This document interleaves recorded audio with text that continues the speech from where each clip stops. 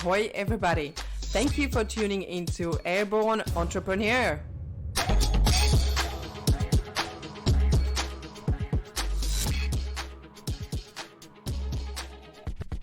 Hello, and welcome to my next episode. I'm really happy to have you here, and thank you very much for listening. Thank you very much for being here. Probably where to start or what inspired me today was amazing message from one of my marketing people, and I'm so grateful for having those kind of people around me and working with those kind of people. They're so open and speaking from heart and connecting on different level. And don't take me wrong, it took me time to being able to see things in people and being connected on a deeper level is not that easy when we are in a busy life. It's not that easy when we are so bombarded by tasks, by bills, and by other people, and by clients, and same time by our staff, and there's always something to do. But the thing is that we really don't have time just to be.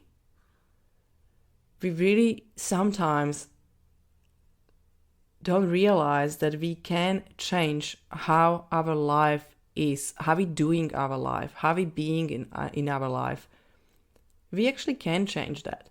And people around me are always reminding me that, especially those kind of messages from those people comes in the right time, when I'm already going a little bit more into that direction of being busy and being under the pump or in a little bit of stress. They always remind me to come back to myself. And I feel like I want to cry because this is just so beautiful to work with people. They know a lot about you, but they know a lot about your vision. People around me, people who work with me, they know what is our vision. They know what are my and our beliefs. They know where we're going, and they know what we want to achieve. And because we are on this massive mission to try to change the world, it may sound a little egocentric, but it's not about changing the world. It's about opening hearts and changing the work environment and changing not exactly the person, but changing how we relate and how we talk and how we communicate, how we feel in work environment. Changing people from perspective of stop coming just from head and this drive of results and KPIs, but start to understand that there are other things to observe, there are other things to live, there are other things to feel. There are other things we can't just delete them from our life. And when we delete them from our life and our perception, we are going to burn out or we are going to be super unhappy. And there is a lot of unhappy people. There's a lot of people, they really seek the change quietly. Sometimes they don't talk about it. And I want to open this space of talking about it. Let's talk about it, what we suffer, why we are sad, why we are stressed, what is happening in this world, so much uncertainty, how we deal with that. A lot of us, we are not okay.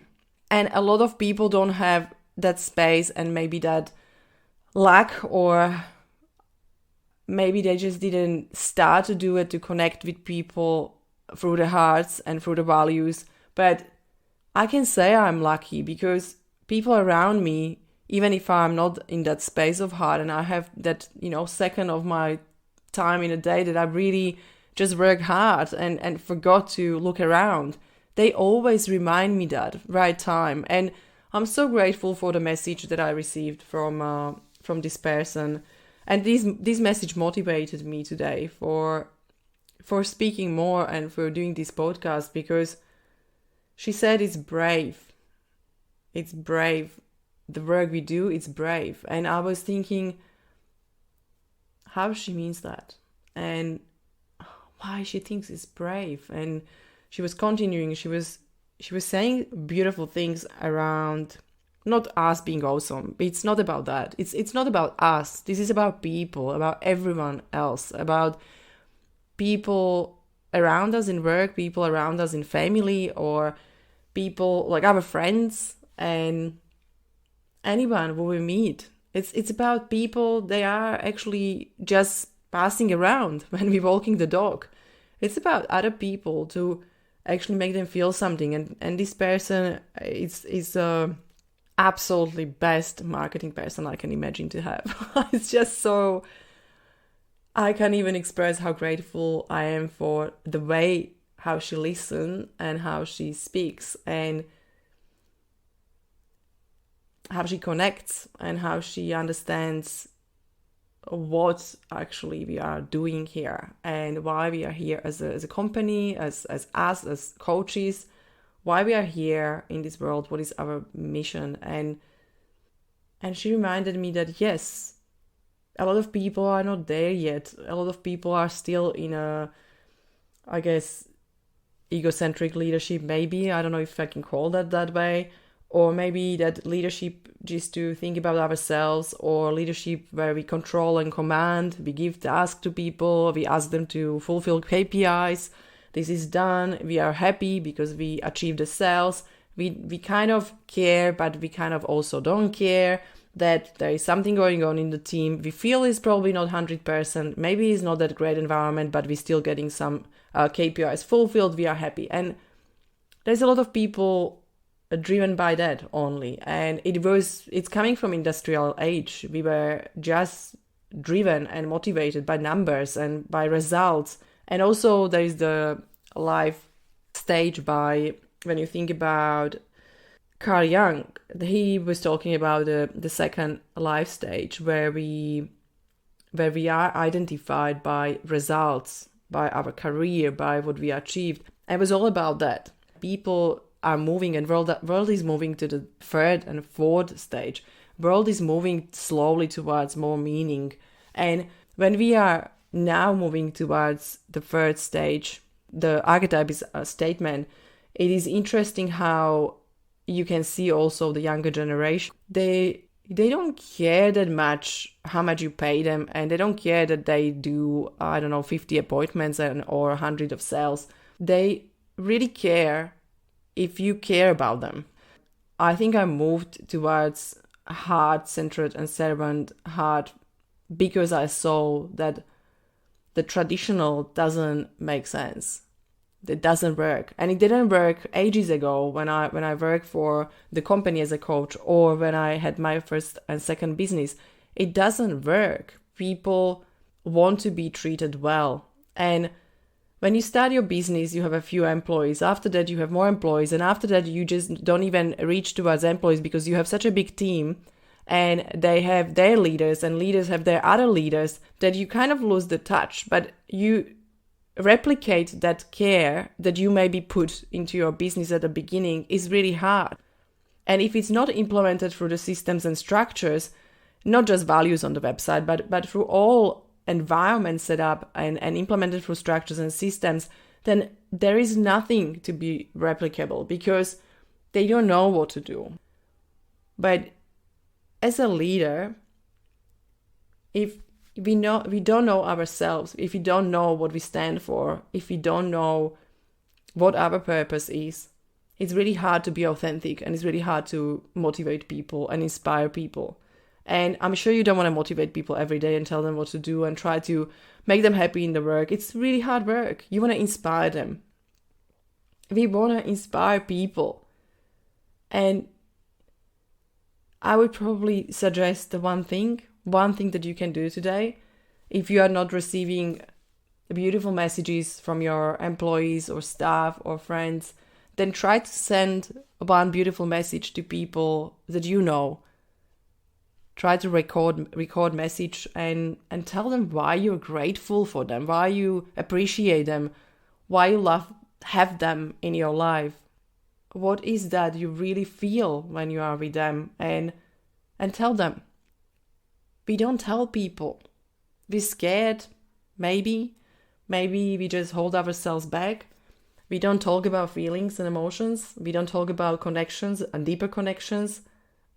We don't. And it's almost scary to use the word love in an organization. And when I was speaking on a few events last few months, it was almost heartbreaking how not normal that is. Like it doesn't exist. It's not talking about feelings. It's talking about KPIs. It's talking about resolving conflict, what is great. We all want to resolve the conflict, but if we can communicate from the heart, the conflict, it doesn't even, pop up. And if there is conflict, it's very easy to resolve it because we know how to communicate, listen, how to understand people, and how to connect on a deeper level and understand their fears and understand what they feel, how they feel, and why something even bothers them.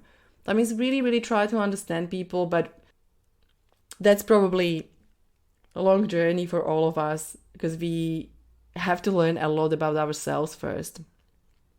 But where to start if you would like to have an amazing weekend and really great feeling, the feeling that I experience from receiving this beautiful message about bravery and about spreading this message and open hearts of all leaders and create this kind of gate or doors into other people's worlds and how to better connect and how to experience other people's even feelings, how to be able to connect on that level.